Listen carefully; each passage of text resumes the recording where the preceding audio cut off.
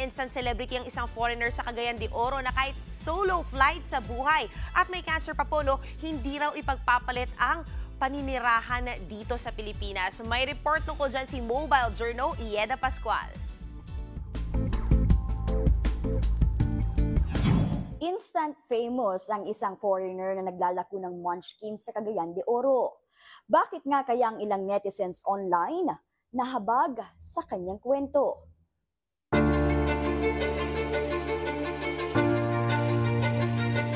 Kilala sa Cagayan de Oro bilang Tatay Munchkins ang 65 anyos at foreigner na si Raymond Patterson. Hanap buhay niya kasi ang kanyang DIY munchkins. Tuwing alas 12 ng tanghali siya makikitang naglalako sa kahabaan ng Claro M. Recto Avenue. Munchkins are priced at 10 pesos only with sprinkles or nips, of course coconut and using grahams. We don't sell a lot and we just really get by every day. Alas 3 ng hapon na natapos maglako si Tatay Munchkins. Hindi siya makatagal dahil may iniinda siyang karamdaman. Marso kasi ngayong taon nang siya ay madiagnose ng colon cancer. And, I had an operation and my rectum was transferred to my tummy, which means now that I'm pooing from my tummy, which is quite embarrassing because I can't afford to buy the colostomy bags, where the poo goes inside.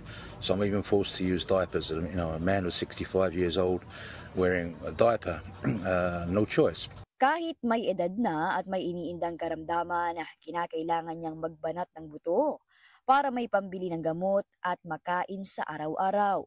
Ayon kay Carrie, isang concerned citizen na tumulong kay Tatay Munchkins, ang kwento ng buhay ni Tatay, papasang pangpelikula.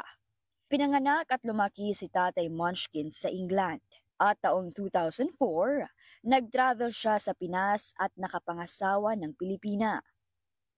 Ayun po, na-scam po siya ng worth 5 million pesos na sabi niya ay talagang, sabi niya is, he ruined my life. And nagkaanak silang dalawa doon, isa lang po. Pero ayun nga po, yung isang anak, nag-iisang anak niya po is hindi na po siya kilala or kinikilala dahil nga po na brainwash daw po na ex-wife Pinay niya.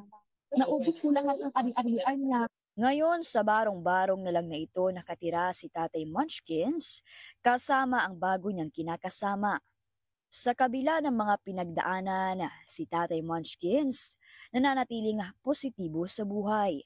I don't regret coming to the Philippines. If you gave me 1 million or 10 million pesos to go back to my country, UK, England, London, I would go to the airport and I'll come back to the Philippines. I think the Philippines is the most wonderful country in the world. The people are very, very friendly, very endearing.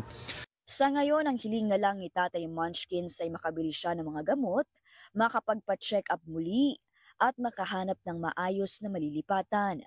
Kaya kumakatok po siya sa inyong mga puso. So, hello wonderful viewers. I really hope that you can help me. I know the Filipino people are very, very generous, and kind. And even if you could send a small amount to the GCash, that would help. Ako po si Mobile Journal Ieda Pascual na nagpapaalala na ang bawat may karamdaman ay kailangan din ng kalinga.